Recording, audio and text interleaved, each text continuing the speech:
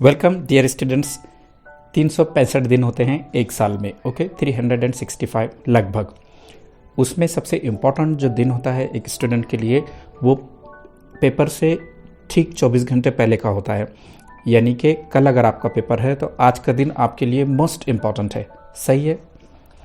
अब यहाँ पर हम लोगों को ये देखना है कि क्या चीज़ें पढ़ना है और क्या चीज़ें नहीं पढ़ना है। अगर आप 10th क्लास की इंग्लिश के पेपर के लिए अपीयर हो रहे हैं या 12th क्लास की इंग्लिश के पेपर के लिए अगर आप लोग अपीयर हो रहे हैं तो ओके, काफ़ी इंपॉर्टेंट होने वाली है ये वीडियो, क्योंकि यहाँ पर दोनों चीज़ें हम लोग देखेंगे, क्या चीज़ इंपॉर्टेंट है और क्या चीज़ इंपॉर्टेंट नहीं है।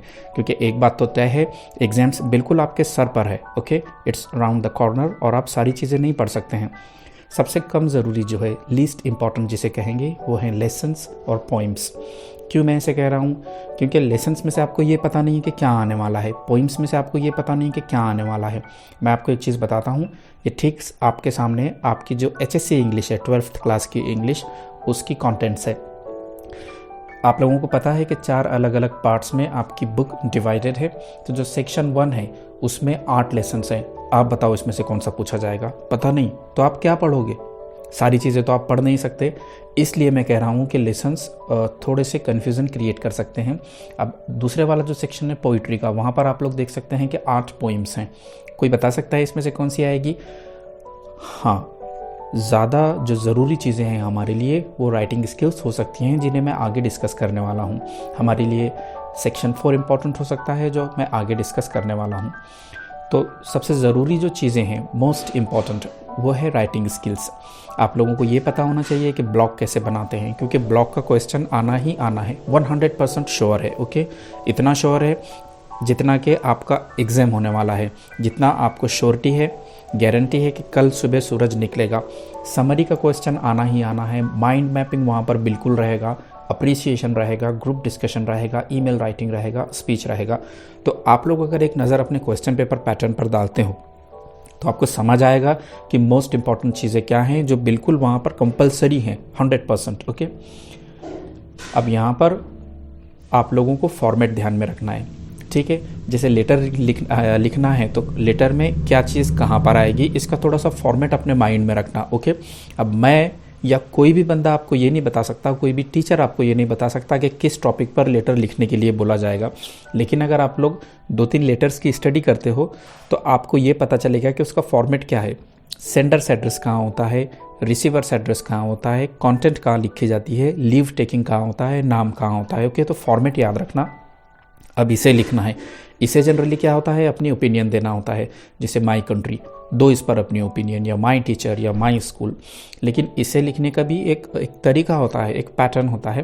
तो आपने क्या करना, वो पैटर्न देख लेना। नवनीत गाइड्स बेस्ट हैं, वहाँ पर आप लोग देख सकते हो।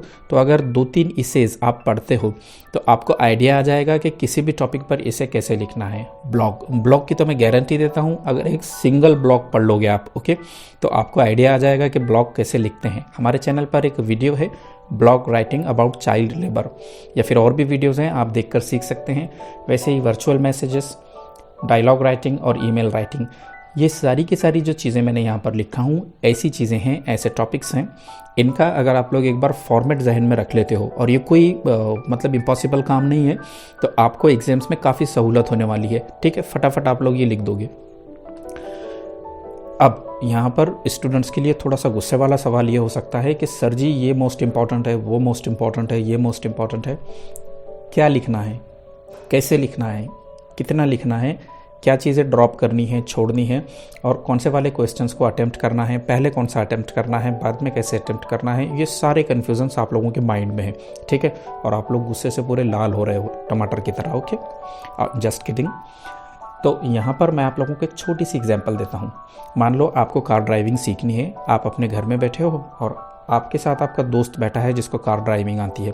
ठीक है, आप कभी कार में बैठकर स्टीयरिंग व्हील थोड़ी देर के लिए भी नहीं पकड़े हैं। अब वो आपको बता रहा है कि गियर को ऐसे करना है, क्लच को ऐसे करना है, एक्सेलरेटर ऐसे देना है, या फिर ब्रेक्स ऐसे लगाने हैं, तो वो एक अलग चीज़ हो जाएगी, आपको ज़्यादा समझ नहीं आएगा। लेकिन जब आप प्रैक्टिकली ड्राइविंग सीट पर बैठते हो, जब आप क्लच को पुश करते हो, जब आप कार को एक्सेलरेट करते हो, जब आप स्टीयरिंग व्हील को घुमाते हो तो वो एक अलग एक्सपीरियंस होता है ना, फर्स्ट हैंड एक्सपीरियंस जिसे कहेंगे आप लोग। तो वैसे ही अगर आप सुनो कि पेपर ऐसे सॉल्व करना है, वैसे सॉल्व करना है, तो इतना ज़्यादा समझ नहीं आएगा। कैसा रहेगा अगर आपके बाजू एक बंदा बैठे और वो आपको 80 मार्क्स का इंग्लिश का फुल क्वेश्चन पेपर सॉल्व करके दिखाए, 12th इंग्लिश महाराष्ट्र बोर्ड का। आपको पूरा आइडिया आ जाएगा, आपके माइंड में जो भी क्वेश्चंस हैं कि सर जी क्या लिखना है, कैसे लिखना है, कितना लिखना है, क्या चीज़ें स्किप करनी है, क्या चीज़ें पहले लिख लेनी है, ओके, सारी की सारी चीज़ें आपको समझ आ जाएंगी। तो ऐसे पॉसिबल है कि कोई बंदा आपके पास बैठे और एक 3 घंटे में 80 मार्क्स का फुल पेपर सॉल्व कर दे? बिल्कुल पॉसिबल है। हमारे चैनल पर ये वीडियो है जिसमें गेस पेपर है, आपको एग्जैक्ट समझ आ जाएगा क्या चीज़ें पढ़ना है और क्या चीज़ें नहीं पढ़ना है। मैं एक एग्जांपल देता हूँ। मेरे एक स्टूडेंट को मैंने पढ़ते हुए देखा 3 चीज़ें, ओके। तब मैंने उससे पूछा कि तुम ये 3 चीज़ें कब से पढ़ रहे हो? वो बोला पिछले 2-3 दिन से। मैं बताया कि ये तीनों इंटरनल ऑप्शंस हैं, जिसका मतलब ये 3 में से कोई एक करना होगी। तब वो हंस दिया। क्यों? क्योंकि उन तीनों को वो टाइम दे रहा था स्पेशल। तो आपने क्वेश्चन पेपर पैटर्न को देखना है, वो चीज़ यहाँ पर समझ में आएगी आपके, जब आप गेस पेपर मेरा देखोगे कि कौन सी चीज़ें इंटरनल ऑप्शन में हैं। तो आपका जो भार है, जो बर्डन है, जो टेंशन है, वो कम होगा। आपको लगेगा अरे यार मैं ये 3 चीज़ें पढ़ रहा था, ये 3 में से तो कोई एक करनी है, ओके। तो मैं रिकमेंड करूँगा, मैं आपको मशवरा दूंगा कि ये वीडियो आप बिल्कुल ज़रूर देखें, ओके। रिवीजन काफ़ी मायने रखता है, ठीक है। जिन चीज़ों की आपको श्योरिटी हो, गारंटी हो कि आप इसमें एक्सपर्ट हैं, उनके रिवीजन के लिए ज़्यादा टाइम वेस्ट ना करें। लेकिन जहाँ पर आप थोड़े से वीक हो, और स्पेशली नॉवेल वाला सेक्शन बच्चों का वीक होता है, ठीक है, एक्सपीरियंस के बेसिस पर मैं आप लोगों को बता रहा हूँ। तो नॉवेल्स में थोड़ा सा केयरफुली स्टडी करना है। 3 चीज़ें बताता हूँ मैं, लिख लो, नोट कर लो, जहन में डाल लो अपने। पहली चीज़ है कैरेक्टर नोट, ठीक है। इंपॉर्टेंट कैरेक्टर पर नोट लिखने के लिए ज़्यादातर पूछा जाता है। अगला होता है थीम, जो नॉवेल की थीम है वो लिखने के लिए आपको आएगा। और अगला है प्लॉट। ये चीज़ें एग्जाम्स में जनरली पूछी जाती हैं, ओके। रिवीजन में जो इम्पोर्टेंट टॉपिक्स हैं उनको आपने रिवाइज करने हैं, और अगर बड़ा लेसन है तो उसकी समरी आप लोग देख ले सकते हो, ओके। मैं ऐसे नहीं कह रहा हूँ कि आप लोगों ने लेसन्स को, पोइट्री को छोड़ देना है, लेकिन अगर आप ये सोचोगे कि मैं सारे लेसन्स और सारी पोइट्री एक दिन में कवर करूँगा तो वो पॉसिबल नहीं है, क्लियर।